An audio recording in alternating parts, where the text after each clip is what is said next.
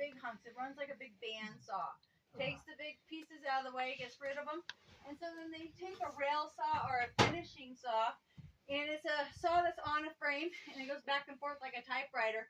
And it goes anywhere from 1 inch to about 1 foot of a depth of a cut. So then they end up hitting that away with a jackhammer usually. And then after that, Korchak said, we're going to melt the rock here. We have iron, we can melt it, it'll look good, and he's right. So he developed a torch. It's called the supersonic torch. It's diesel fuel, propane, high pressure air, oxygen all together. When it lights up, we can hear it at the Welcome Center. It's really, really loud. It's a jet engine. It'll give them about 4 more inches if they need it carved more. And then it melts the rock, binds it together. Any kind of holes or cracks, they'll put epoxies in there to hold out the water. If you see there's like a white marker on top of this rock over here, you have them on the top of this head. We have them right here in front of us. That's actually GPS, so no more tape measures. So they got it all computerized. It tells them when to cut, where to cut, and how to cut it. It's all, all programmed now. So, Korchak, when he was doing the carving, he was focused on the horse. He really wanted to get the horse done first.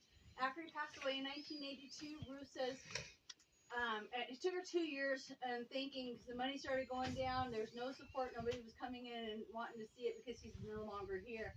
So she told the kids, she says, we're going to change direction. They want an Indian base. We want to give them Crazy Horse. So let's do it. So they focused on Crazy Horse. It was a great decision because it did start bringing in support. So, so we're on our way.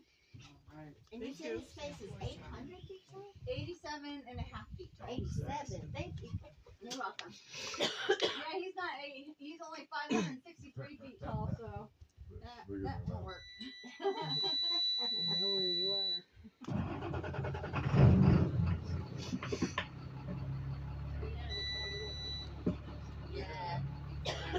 So do we have any questions? No? It's a great time to answer questions if you have them. Alrighty, well, Korchak is here. He's in a tomb. He's about 200 feet past these rocks over here. Ruth is not in there with him. She says he is a storyteller. He can have it to himself. I'll just be by his side. So her and the children that have passed are on the side of it. The number 3 question I always get is, do we accept government funding? And we do not. And there's a reason for it. When the government was starting to sell off land, Korchak went to them and asked them if he could purchase this. They said, well, sure, we'll sell it to you under the conditions of a $10 million, support. Like they wanted to give him $10 million to help with this project. He said he didn't want to do that because he knew that they pulled the funds from Mount Rushmore and it never got completed, and he didn't want to take that chance of it happening here. So he said, no, I'd rather just purchase it, and they refused to sell it to him, and so they told him that they would not sell it to him. Well, he was smart, and he knew that they were into land trading. So he took that money and went out and bought 1-acre parcels of land and land traded for it. So that's how he came across this. I wish he was here today to tell me what land to buy. Be like, okay, where do I go? So when you go up the driver's side, you're going to see a road up here by that white pump house. If you go, you're going to see the dairy farm where the girls and Ruth used to run. But if you were to take that road about 2 miles down the road, you would actually come across the university that we have here. We house about 35 students twice a year. Usually they're right out of high school, right off the reservations, and they usually can work their first job here too, and they get paid. It's really neat to watch them. They get to learn their heritage, and it gets 12 hours accredited towards any university. They have this recognizable credits, so it's pretty cool. The sign up here on your passenger side says, never forget your dreams. Korchak wants people to never forget their dream because it can come true. You guys one last look at the mountain before we head on in.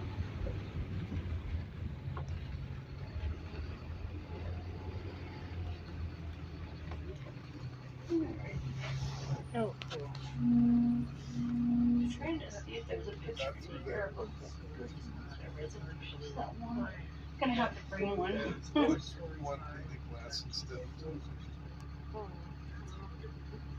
So the last thing they're actually going to put up on Crazy Horse will be his feather. They do have the blocks already cut out. They have 11 4x4 blocks that they'll stack up on top. If you come out of the movie theater and the wall of windows, if you turn around, you'll see portraits of the survivors of Little Bighorn, but you'll also see a portrait of Korchak, and that has only half of its frame. The other half will be put up there when the feather goes on the top. It'll be a completed project for Korchak. Sorry, On the driver's side, you're going to see a brown house. That's Adam's house. He just retired last year. And so now he just gets to go watch the cows now. But he's 75 years old and he spent his whole life here. So this over here is a man's dream. I don't even know how to sell it. It's just, I think that truck's got a pretty color. Maybe. It sure is. Yeah, they'll probably make a museum one day with it. 'Cause there's too many guys that are interested in it. So we do actually open Crazy Horse twice a year for people to actually walk it. And it's called the Volks March. The next one will be June 7th and then September 27th after that. We have a 5K and a 10K walk. It's a great opportunity to meet the guys. The guys like to be up there on the top and talk to the people and show them what they do and how things are done up there. It is 3 canned goods or $5 at the gate, and then it's $4 for the walk. We filled up all the food pantries around the area, even in Rapid City. We had over 6,500 walkers last September, so it's a big, big thing for Crazy Horse. For Chuck and Ruth, they did want their kids to have an education, so they did build a schoolhouse. Here, there's a one-room schoolhouse. It's going to be on your passenger side. It's got green roof, white paint, and they hired a teacher actually from Rapid City to come in and educate their children. It was easier for them to have a teacher come out and teach them. That way the kids have more time to be here and helping them with this project. And I'll show you where that is coming up. So it'll be right here. Yeah. No, I'm just kidding. It's further down. It's right down there. They pretty much use it as a storage shed now. So that gate right there is actually the last thing Korchak did before he passed away.